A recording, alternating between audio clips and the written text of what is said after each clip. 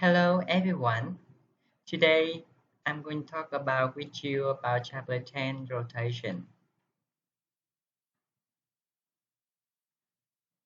As we have discussed, one focus of physics is motion. However, we have examined only the motion of translation in chapter 2 and chapter 4, which an object moves along the straight or curved line. And now we turn on explore about the motion of translation. Now we begin to discuss about rotation by defining variable for this motion.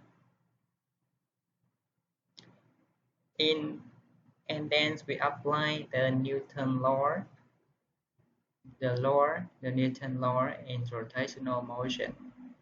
But in this case, we is we call it the torque instead of the force in translation motion. 10.2 rotational variable.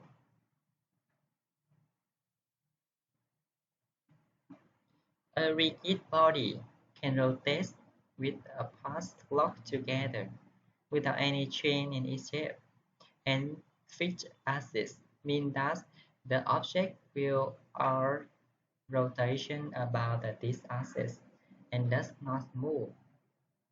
You can the finger rotation axis, the body reference line. The line is a part of the body and perpendicular to the rotation axis. Angular position. The finger shows reference line of the body are perpendicular with rotation axis. The angular position this line is angle between line relative to fixed direction, which we take as the zero angular position. And then we have the relative between the direction between s and theta. The chain, the chain in length, the chain in length of circular and the x-axis, and the r of radius circle. We have theta equal n over r. One revolution equal 360 degrees equal to pi r over r equal to pi. So we get 1 radian equal 1570.3 degrees. Angular displacement. If the body has a change in angular displacement from theta 1 to theta 2, and then we have the change in angular displacement equal final angular displacement, final angular position minus the initial final position.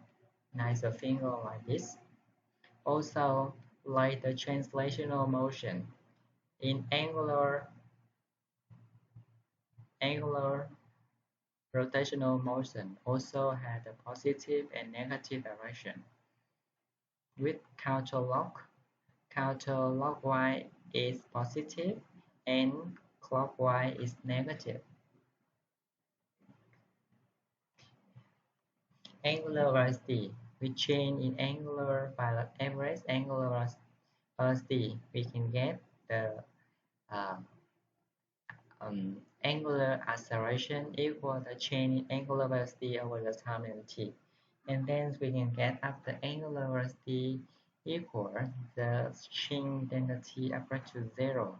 And then angular velocity equal d theta over dt. Angular acceleration. If the body has a change in angular velocity, and we can get the average angular acceleration equal the change in angular velocity over the time and t.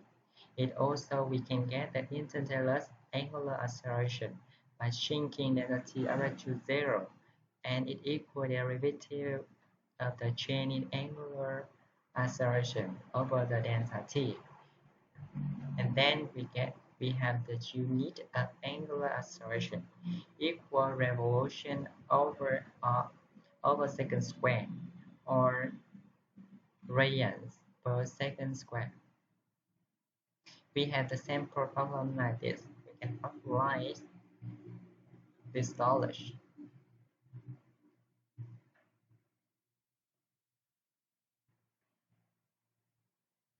Or angular quantity vector. We can establish the direction for vector omega by using a right-hand rule. You can observe the finger. The curves are right hands about rotating record. Your fingers pointing in the direction of rotation. Your extended thumb will then pointing in direction of angle velocity vector. If we record were to rotate in the opposite direction, the right-hand rule would tell you that angle velocity vector then point in the opposite direction. Rotating with constant angular acceleration in pure rotational motion. With constant angular acceleration, and then we can get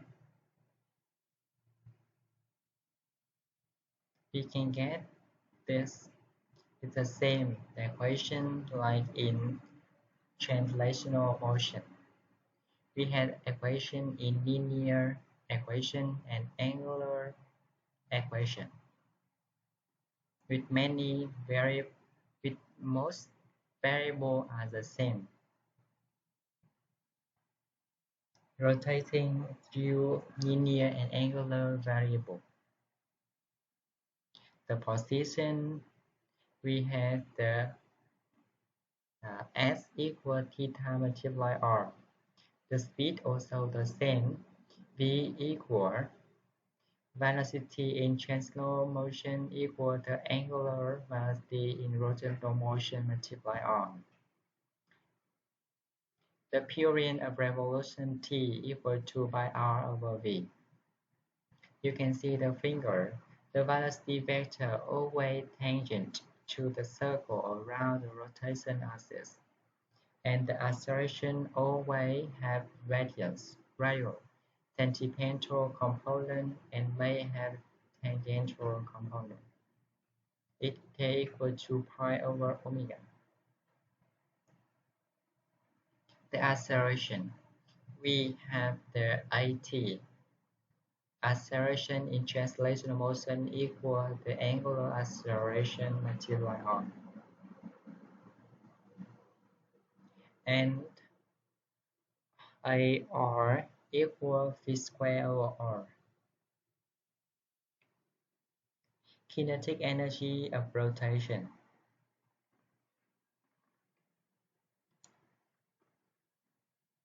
We cannot apply the formula k equal 1/2 mv squared due to this formula only applies for single particle. In this, with the rigid body, we treat the rigid body as collection of many particles with different speed.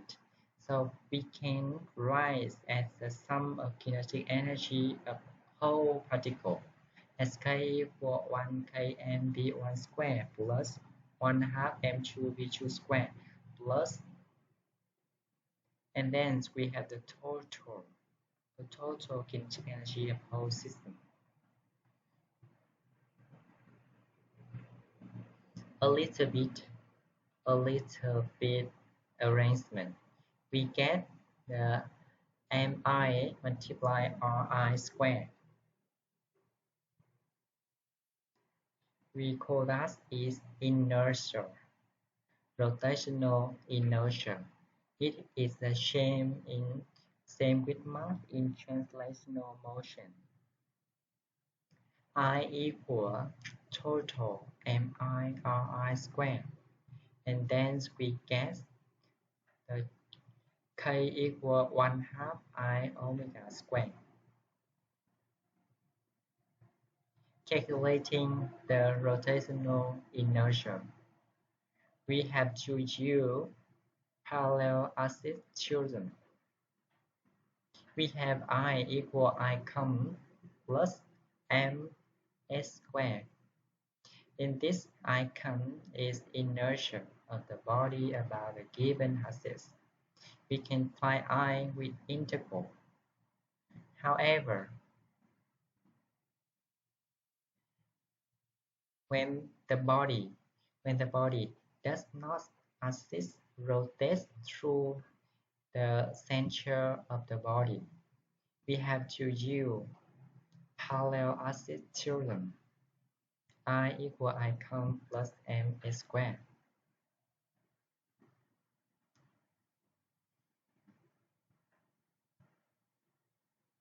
Torque. Torque is the same with force in translational motion. We have the formula torque equal R multiply F sin theta. Newton's second law for rotation. We have torque equal I multiply angular acceleration. Work and rotational kinetic energy. And we have discussed in chapter 7 when the force causes a rigid body of mass m to accelerate along the coordinate axis, and then we can get the change in kinetic energy, and it is work, the work done on the particle. And thus the change in kinetic energy equal the final kinetic energy minus the initial kinetic energy and equal work done.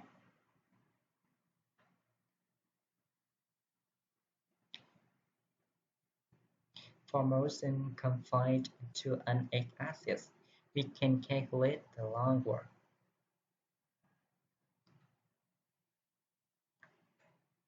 Let us consider rotational situation that's also similar.